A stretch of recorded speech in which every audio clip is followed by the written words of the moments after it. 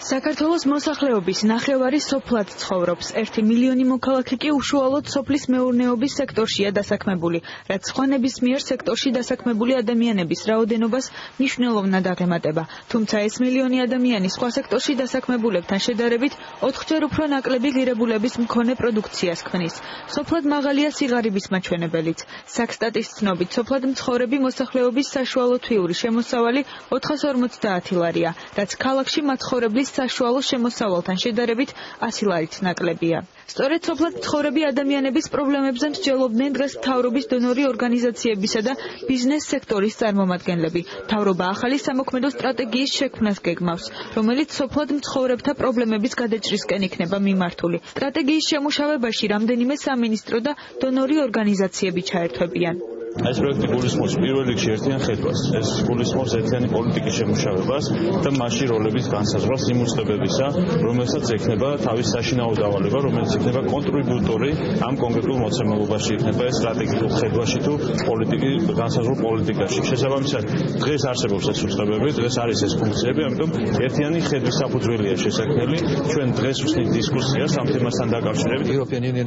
მინდა აღვნიშნო, რომ ევროკავშირი სოფლის მეურნეობასა და სოფლის განვითარებას ერთ-ერთ სტრატეგიულ მიმართულებად აღიარებს. ჩვენ ვხედავთ, რომ საქართველოს მთავრობა ამ მიმართულებით საკმაოდ ბევრის გაკეთებას ცდილობს. ევროკავშირს აქვს საკმაოდ მასშტაბური პროექტი სოფლის მეურნეობის განვითარებისთვის. ამ მიმართულებით მალე ძალაში შევა ENPARD-ის მეორე პროექტი, რომელზეც 60 მილიონზე მეტი დაიხარჯება.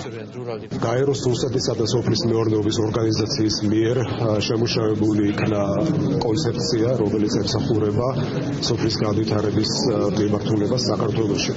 ეს არის უმნიშვნელოვანესი საკითხი დღეს და აუცილებლად უნდა განხილული იქნას სოფლის მეურნეობის განვითარებასთან ერთად კომპლექსურად.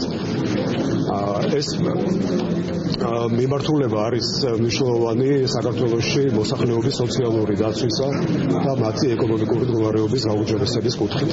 აგრარული უნივერსიტეტის რექტორის ლაშა გოცირიძის შეფასებით სოფლის განვითარებას ხელს ბევრი რამ, მათ შორის არაეფექტიანობა და განათლებაზე ხელმისაწვდომობის ნაკლებობა უშლის. გოცირიძე ამბობს, რომ დარგის განვითარებისთვის მთავრობამ ბიზნესს ხელი არ უნდა შეუშალოს. ერთ-ერთი პრობლემა, რაც სოფლის მოსახლეობას აწუხებს, ეს არის ნორმალური განათლების ხელმისაწვდომობა, უпрочოდ ხელმიუწვდომელობა და ამის გამო არის ერთ-ერთი ძირითადი პრობლემა გამოწვეული მიგრაცია ქალაქის მიმართულებით და ასევე მეორე პრობლემა, რაც მნიშვნელოვანია, ეს არის შიდა კომუნიკაციების არარსებობა, რაც მით უმეტეს ართულებს მოსახლეობის ყოფას. მნიშვნელოვანი არის სახელმწიფომ ხელი არ შეუშალოს ბიზნესს სოფლის მეურნეობას, ეს ასევე ბიზნესი არის, ხელი არ შეუშალოს, ეს იქნება ყველაზე კარგი წახალისება. სოფლის მეურნეობის სფეროს განვითარებისთვის მნიშვნელოვანია 50 ჰექტარზე უფრო დიდი ზომის მეურნეობების არსებობა. თუმცა საქართველოს შემთხვევაში მეურნეობების 85% მცირე მიწიანია და მათი ფართობი 5 ჰექტარზე ნაკლებს შეადგენს.